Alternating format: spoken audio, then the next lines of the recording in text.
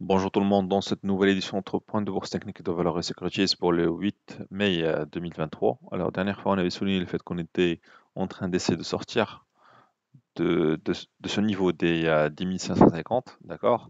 On avait aussi signalé le fait qu'on avait plusieurs mèches qui illustraient une sorte de présence d'une résistance ici pour franchir ce niveau. On s'attendait à ce qu'il y ait de la volumétrie aux alentours de la moyenne mobile, donc ici aux alentours des 10 480 pour pouvoir voir s'il va y avoir ou pas une accélération haussière qui pourrait libérer le potentiel. Alors, effectivement, on a constaté une première tentative ici en fin du mois pour pouvoir dépasser le niveau des 10 550.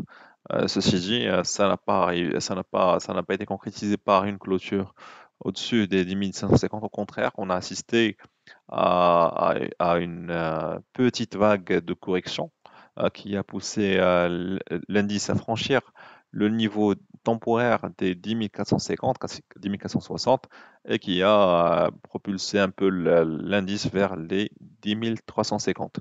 Alors, actuellement, après avoir testé les 10 350, on a constaté un petit retour de l'achat qui est illustré par cette bougie. Pour l'instant, ça ne nous étonnerait pas qu'il puisse y avoir un deuxième test des 10 500, 10 500 voire même les 10 530 sur les 2 prochaines journées. Si on parvient à tester les 10 500 avec des volumes à l'achat, ça va peut-être renforcer notre scénario initial. A contrario, si on ne parvient pas à nouveau à dépasser les 10 550, 10 500, ça veut dire qu'il y a une forte présence des vendeurs ici, sur cette zone, ce qui va pousser l'indice peut-être dans une configuration baissière sur le court terme. Alors, pour les valeurs, pour Mart Telecom, on a constaté une poursuite de l'impulsion baissière, malgré avoir essayé ici de creuser pour former une sorte de double bottom pour préparer un rebond sur Mart Telecom. On a constaté une série de journées baissières qui a poussé le titre en dessous des 90 dirhams, ce qui est plus ou moins historique pour la valeur Mart Telecom. Alors, le point positif, c'est qu'on est en train de voir la création d'un- d'un- d'une divergence haussière sur Mart Telecom qui pourrait illustrer la fin de cette vague baissière long terme sur Mart Telecom.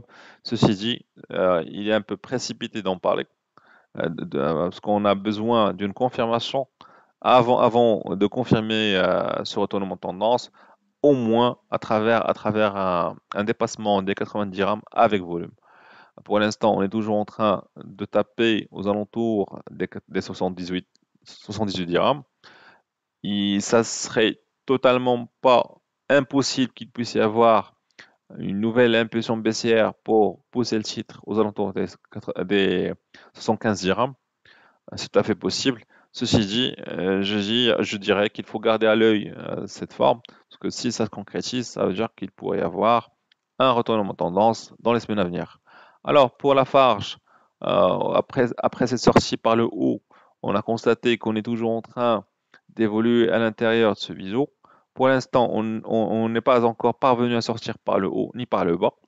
Euh, Au niveau de la résistance, on constate ici que ça coïncide avec la moyenne mobile courte. Ça veut dire qu'il pourrait y avoir de l'intérêt à l'achat aux alentours des 1450 pour la Farge.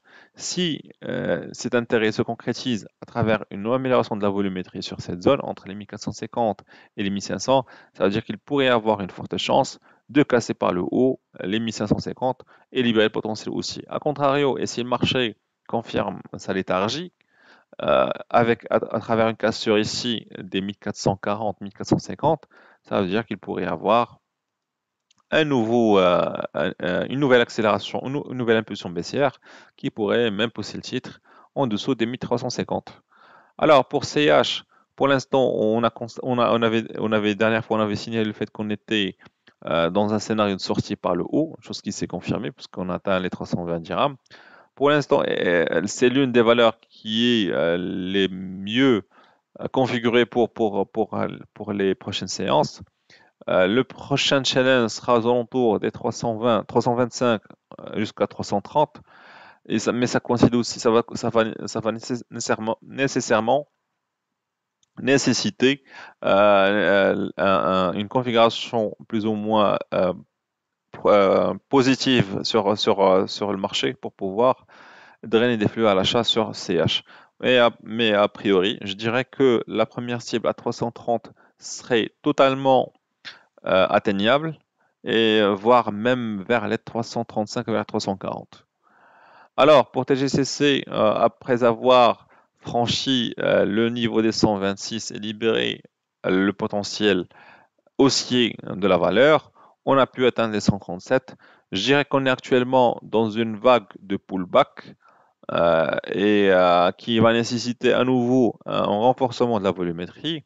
Si on parvient à dépasser les 135 avec volume, 136 avec volume, ça va libérer enfin le potentiel vers des niveaux au-delà des 140. A contrario, si on peine à capter, à pouvoir dépasser les 136, ça veut dire qu'il pourrait y avoir un risque de retournement vers les 126.